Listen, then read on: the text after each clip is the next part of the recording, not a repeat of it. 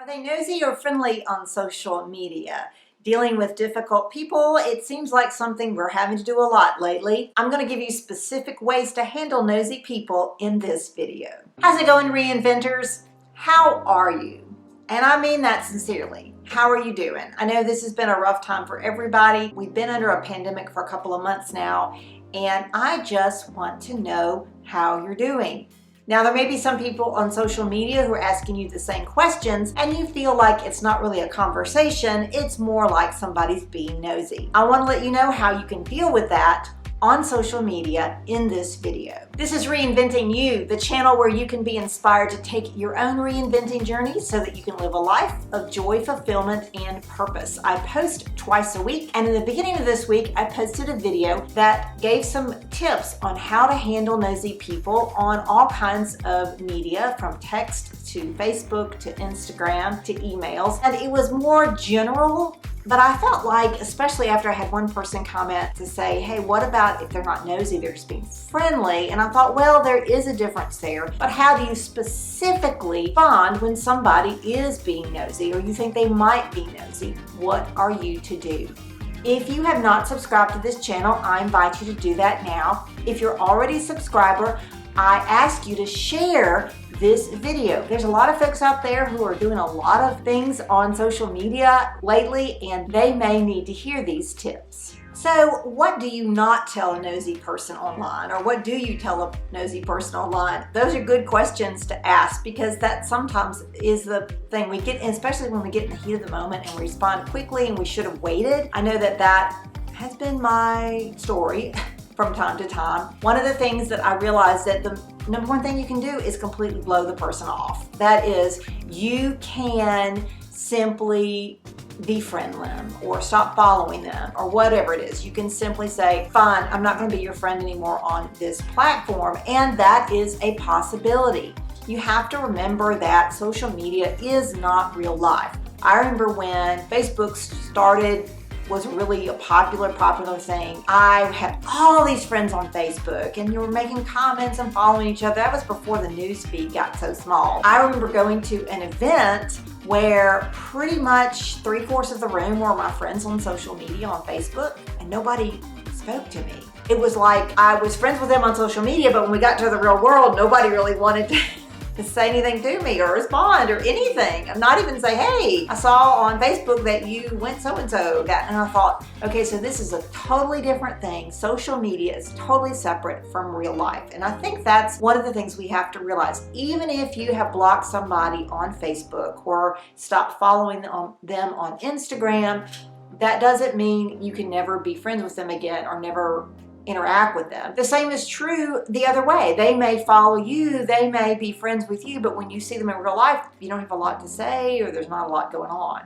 So just keep that in mind. It's okay to block somebody if you feel like they're asking impertinent questions, things that they have no business asking. Another thing that you can do, and I've done this before too, is to ignore them. Just act like they didn't ask the question. Or even like on Facebook, you can hide somebody for 30 days and sort of befriend them for a little bit. A lot of times what happens then is they fall out of your news feed, so you don't hear from them as much. And that often happens, especially on Facebook, where somebody might ask you a question, but unless they tag you, it's not going to come up. You're not going to see it. And even then, if you don't pay attention to the little bell notifications on Facebook, you may not realize that they've asked you a question. So you can ignore somebody. The next 3 things that advice I have for you dealing with nosy people on social media is that a lot of times it's best to take things from the public arena to the private arena. If you are like me, you're over 50, you may not be tech savvy, and you're not really sure how to private message a person or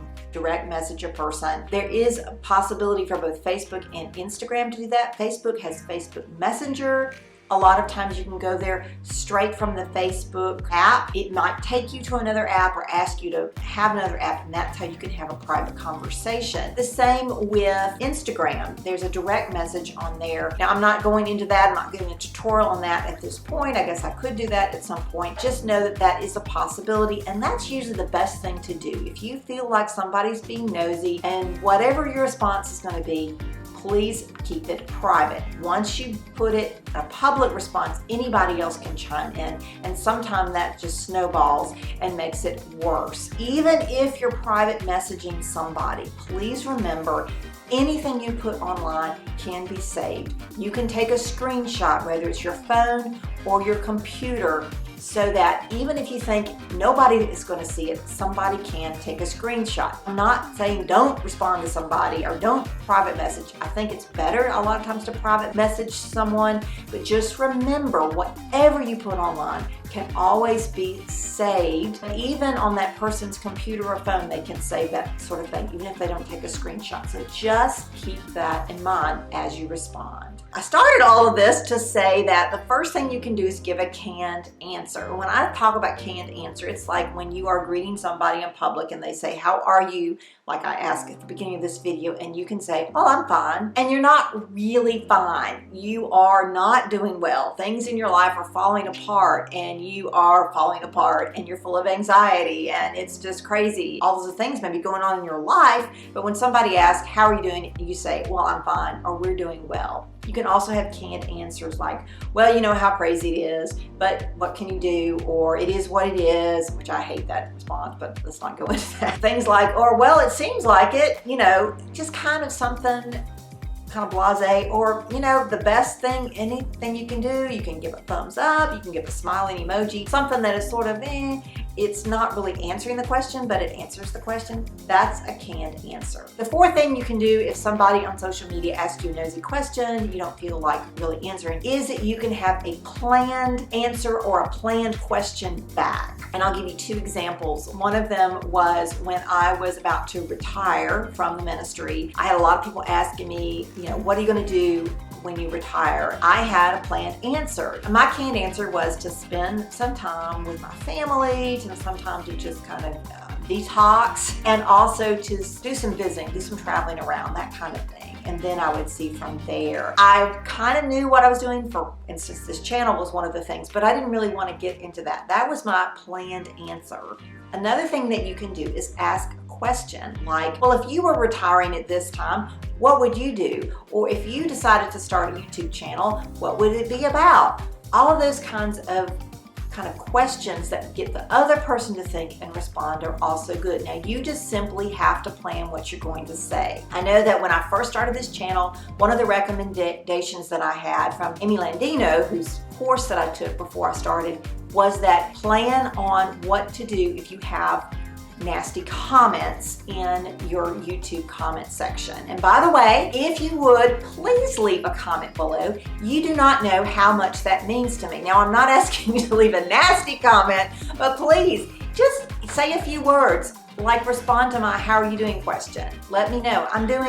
Please don't say I'm doing fine, but just say "I'm doing well," or "I'm enjoying watching your videos," or "I'm spending lots of time online," or something like that. I really appreciate your comments. As I was saying though, I have basically a document that if I get these comments that are not nice, what do I do? I have had one kind of nasty comment, and I follow my guidelines on how to respond to the person. That is really good to do. If you have a plan in place on how to respond to nosy questions, that really does help. And I'm talking about nosy questions from people who really aren't close to you or don't mean a lot to you. If you want to know more about how to respond to people who do mean a lot, or how to figure out who those people are, check out this video up here that I've done previously. It's also in the descriptions. Sometimes there are people who just ask nosy questions. They're not doing it for up to any good, or for your benefit. They're just wanting to know. And especially now that we're spending a lot of times at home and away from people and not socializing, people really want to know.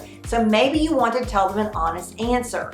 Like I said before, make sure the answer is in private. Make sure you realize anything, even though it's in private, can be saved. So don't burn all your bridges at this point. Don't use foul language. Be honest, but do it in a diplomatic way. If you need somebody else to say, "Hey, does this sound okay?" Check with those people, like I mentioned before, that really mean a lot to you, and say, "I've got to respond to this question. I'm doing it privately with this person, but do you think this sounds angry or might get them going even worse? Or do you think this just takes care of the answer I feel like I need to give. So yes, you can be honest. Also know that sometimes if you're honest, it may open up more information. They may ask more nosy questions. So from that, you may have to follow a flow chart and go to one of the other options that I've given you in this video. If this has been helpful for you, please give me a thumbs up. Don't forget to subscribe, leave a comment, take care of yourself, stay well, have a great one.